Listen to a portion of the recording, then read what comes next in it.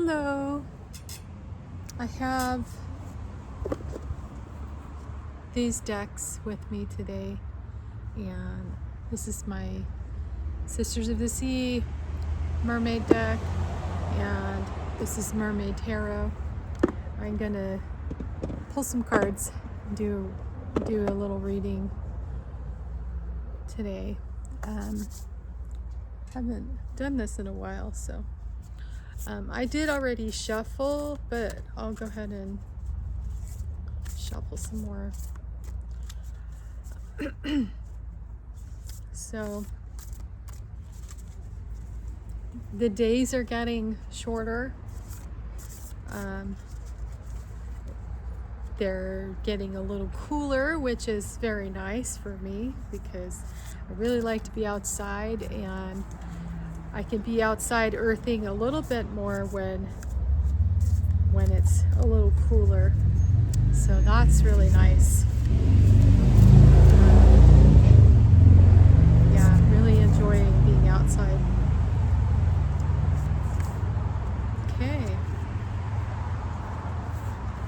Okay, hold this oracle card. 23. The Black Pearl. All right.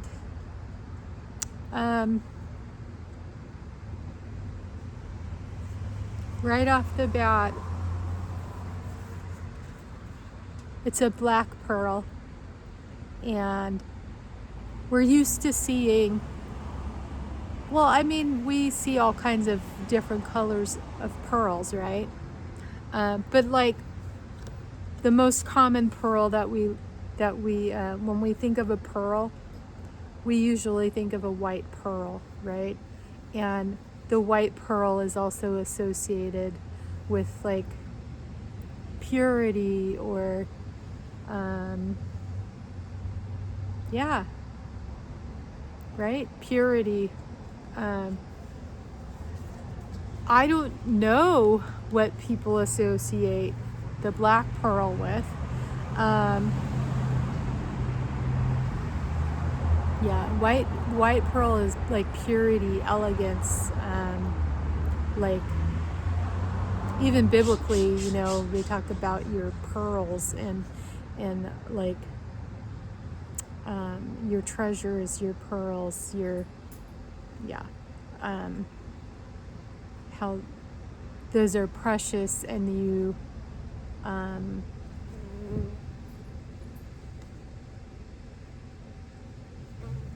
they're almost like they're sacred or something like that. What I'm getting here is that this black pearl, maybe we don't associate with the same thing we do with a white pearl, you know, but a black pearl is also, it comes from the same source, right? It's a black pearl is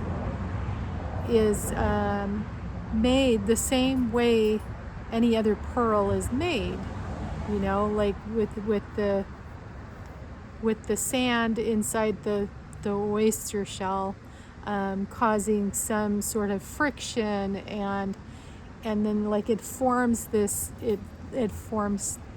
pearl, right? Over time, the abrasion and the friction and it has some sort of like reaction where it just grows a pearl. And you know, in life we can grow many different colors of pearls,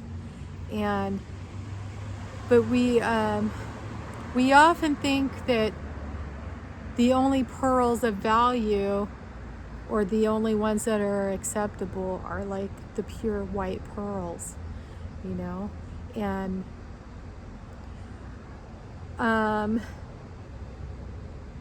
this is beautiful though, you know. It came from the same source, right?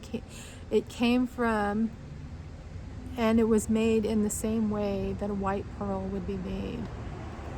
And so and I'm seeing the colors there's a lot of red, a lot of orange and yellow, and then there's even some like purple. Okay, so like mostly red. I'm getting like root chakra, and then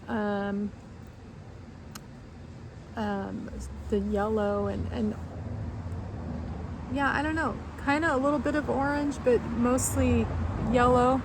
So solar plexus. So root, solar plexus, and the orange would be like the sacral chakra, right? And then the purple, I think the purple is the third eye. Yeah, third eye. So those are according to these colors, those are the chakras that do you say chakra or do you say chakra? I usually say chakra. I don't know. Is it tomato, tomato, potato? I don't know. Anyway, I say chakra. I don't know. That feels more like me.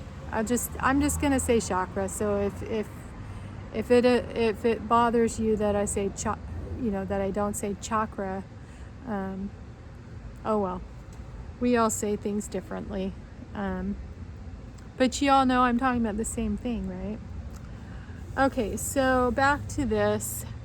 She's got this pearl, this black pearl, and she's examining it, and she's looking, and she's going, wow, look at this pearl that I found, or this pearl, maybe she created it. Maybe it's symbolic of a pearl that she's created, but it came out as a black pearl, and it's like, this is the dark side of, maybe this is her shadow side creating the pearl, and she's now able to look at it and examine it and go, oh my gosh, even though this is black, it's still a precious pearl, and I love it.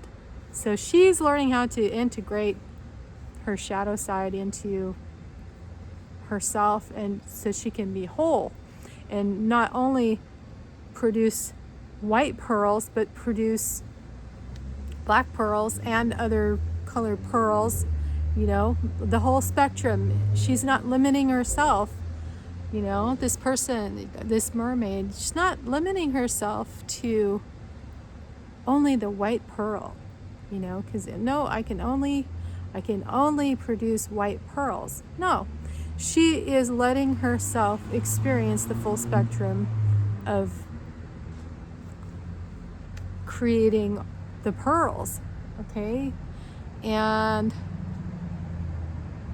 I think that message is for us, earlier I did a little short, and I was talking about how I've been noticing that there's been more things coming up for me on this journey that I'm having, this self-love journey that I'm having, to learn how to love and accept myself exactly as I am, and then also in turn do that for others, loving and accepting them exactly as they are, instead of judging myself and judging others. And so kind of learning how to accept the black pearls and the other colors of pearls that are within me, that that I often reject, because the things, the shadows, the things that come up that I reject, because they're things that I've been taught by somebody, or I've learned from just being a human on this planet. There's, by society, they teach you basically they teach you right and wrong, but it's all made up rules, of right and wrong, and like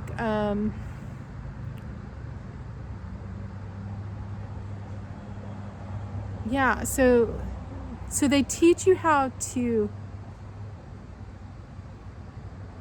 deny and to reject certain aspects of yourself, which basically causes division within yourself, and then it causes you not to be able to love and accept yourself, and it causes you to have shame for things that are inherently just part of you, but they are the parts that maybe are not as visible, or they're parts that you try to suppress or hide in the closet, or whatever, however you want to call it.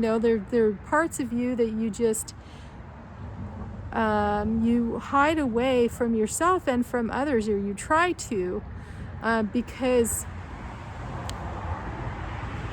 nobody looks at the black pearls and the other colors of pearls as viable, like, beautiful parts of yourself. And so you end up rejecting yourself, and in that process of rejecting yourself, you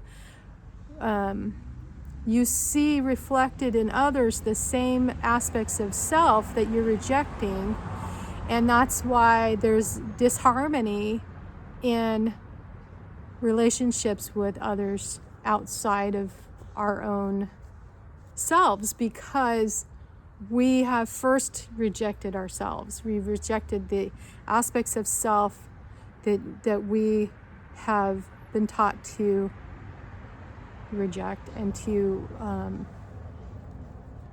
repress and to hide away, And this could be anything that you're like repressing and not allowing yourself to fully accept and love about yourself,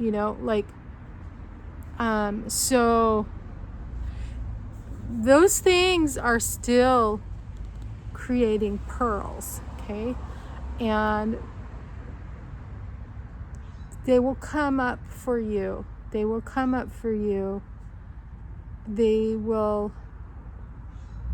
speak to you in the form of, well, like I said, other people. You'll see in others the things that you're not accepting in yourself. You're going to see that in others, and you're going to, we judge others because we reject the things in ourselves that we don't like to see in others, and that we don't want to see in ourselves. And so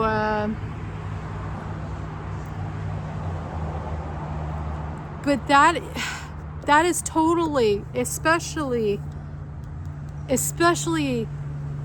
the root and the sacral chakras that are being affected. And also, I think the third eye is like the part that helps you to see those things that you're rejecting, to see those shadow parts of yourself. I think the third eye is the one that's helping us. And then, like, the solar plexus, like, is involved because it's like it gives you the power and the courage to see the truth, right? Like, so the third eye helps you to see clearly, and then using your solar plexus, you get your personal power to say, hey, I actually see that clearly now. I understand it, and I'm going to do something about it. Like, I'm going to try to integrate these parts of me that we often reject. I'm going to try to integrate that into myself so that I can be whole. And that heals those energy centers in you. It heals your root chakra and your sacral chakra, which if you are not, there's those lower, okay, definitely those lower chakras, the solar plexus, sacral, and root chakras, they are so important because that is how you feel safe in your own world, in your own body. And no matter what is going on around you, when those chakras are aligned and when they are healed and when they are optimally working, then that grounds you, that centers you, and that makes it possible for you to stand in your truth, because then you stand in your own power, and to not let outside forces around you dictate to you or influence you.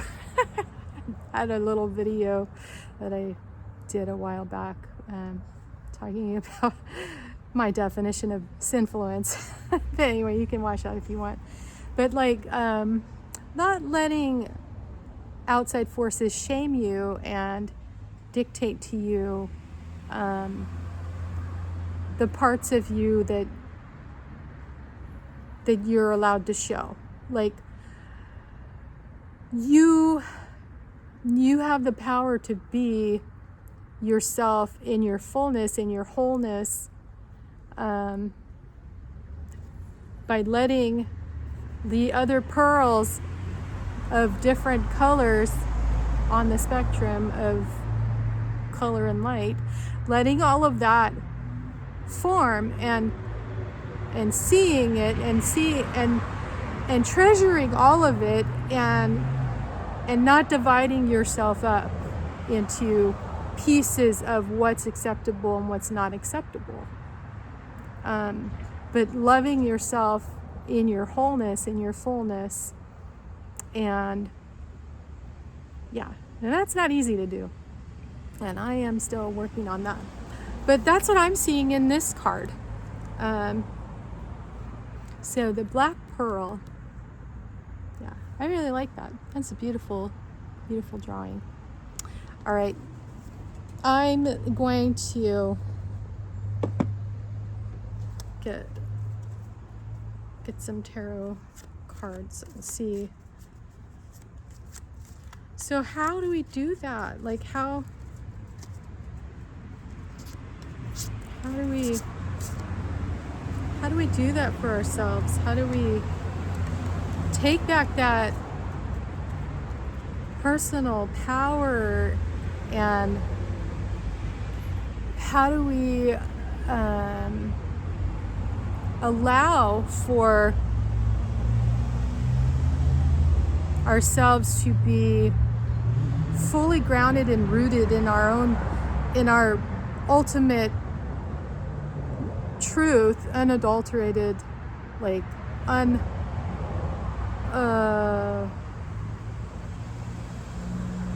unhidden truth, which may in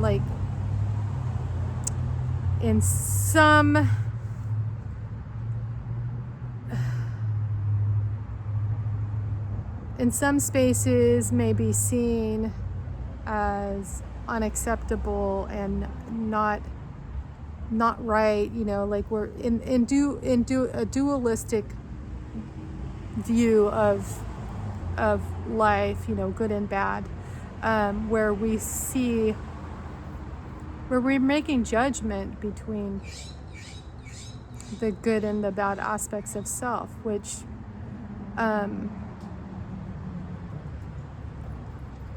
yeah, okay, okay, here we've got the Hanged Man. So that's exactly how society would have us be. the Hanged Man, you know, where we're just kind of powerless, you know, like if we are divided within ourselves and we are not accepting every aspect of self, then we can't fully integrate, and then also we can't transmute or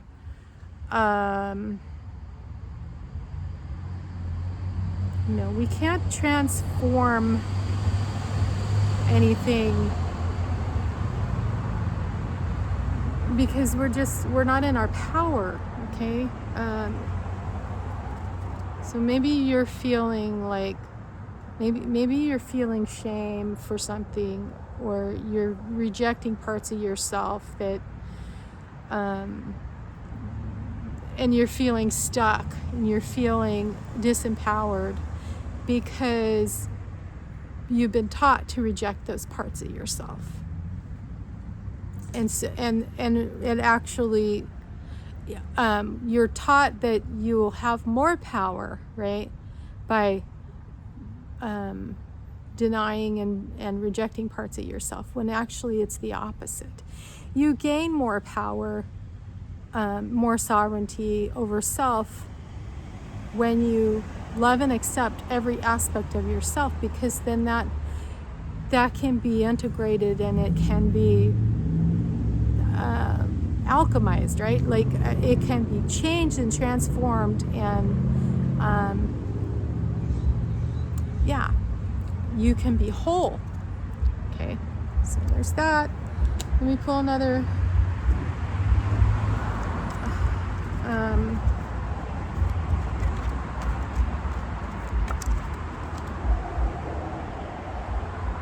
okay, Two of Swords.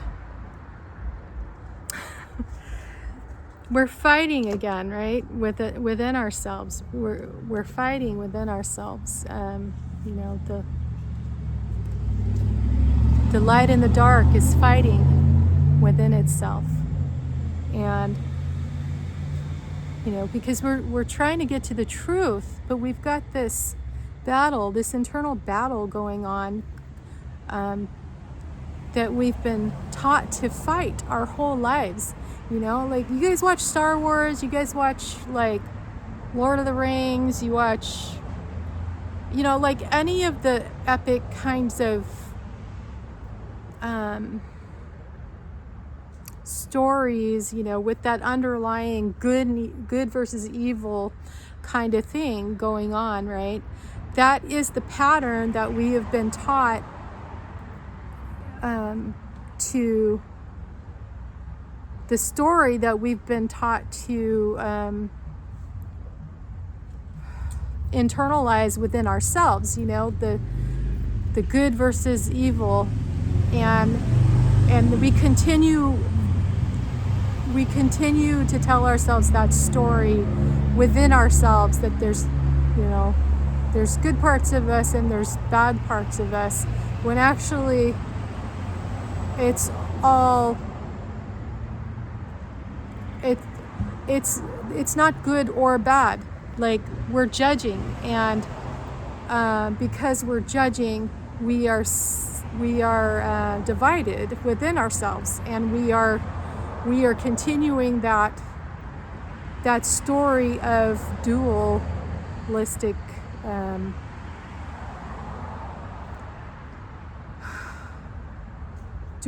energy within ourselves. It keeps us divided, keeps us weak, keeps us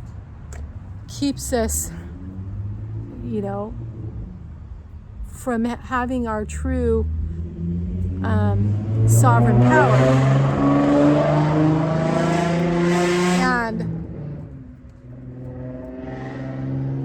you know what? I'm gonna look this card up. Hold on a second.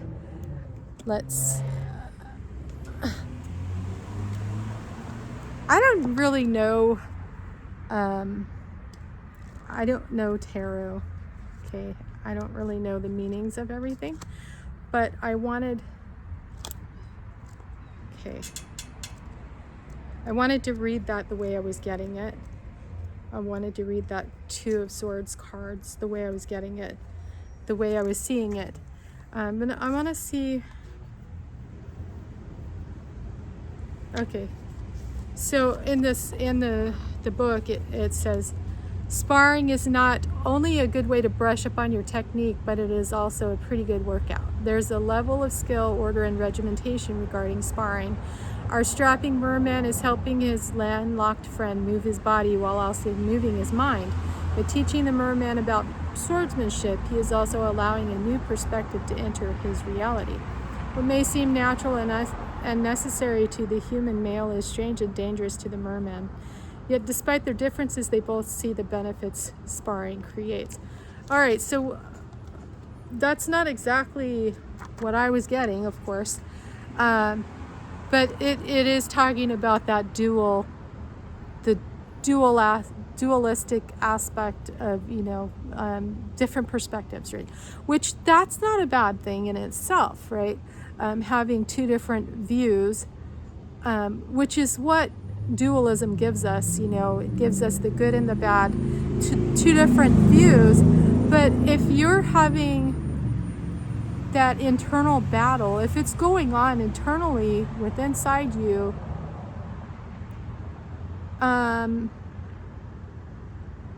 that's not helping you. It might help you. Maybe it's like a bicycle, where you're learning to ride a bike and you need the training wheels for a while, and maybe that's what this is. It's just training wheels, the dualistic view of good and evil are just the training wheels to help you, maybe, I don't know, help you ride the bicycle. But honestly, I think that I think more than anything it's a hindrance, because it causes division within ourselves and division within our communities and families and societies, because we're judging, and we are not integrating and combining the energies and just loving it for what it is. Like energy is energy. So I don't know, that's how I'm seeing that. Okay, and here's the High Priestess, and the High Priestess is working magic underneath the moon, the full lit moon, and like all of the swirly, the part of her cape, I think that's part of her cape, like she's just doing this magic under the full moon, and this is the power, the potential power that each of us has. But if we're constantly fighting within ourselves, okay, let's do it this way.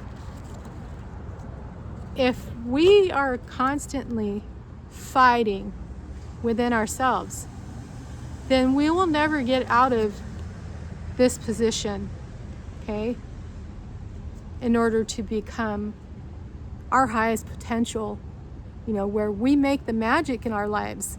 We're always going to be at the mercy of somebody else maybe coming along and helping us to, get us out of this. But most of the time, that's not going to happen unless we stop this internal battle and learn to love and accept ourselves exactly as we are, accept every aspect of self. And, and then it will be transmuted and alchemized and become a part of us that creates a wholeness and opens up a more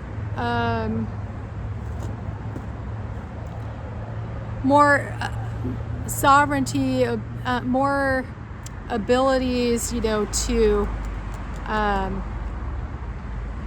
don't know, let's just say let's go back to riding a bike. We get those training wheels off, by stopping this, right? and learning to love and accept ourselves and integrate every aspect of ourselves. And then we become the magician, or the high priestess, and we can create all the magic in our lives. We can ride the bike wherever the heck we want to go with nobody telling us where we can or can't go. And, with freedom, right? Freedom, true freedom. This is true freedom. This is not. This is, I'm stuck because the world told me to do things this way, but I've always wanted to do things this way. And so the key to getting unstuck and getting to a point where you can be in your own personal power and you can live your life the way that you're meant to live it, the way that your soul wants you to live it, is to get out of this this battle within yourself. And when you get out of the battle within yourself, then you'll stop battling with everything else around you. Okay, and start integrating that love, that unconditional love everywhere. And it will just permeate out, and it'll shine, and you'll just make the magic, and you'll just have the love and the fulfillment and the everything that you want. Okay, it'll be right there for you.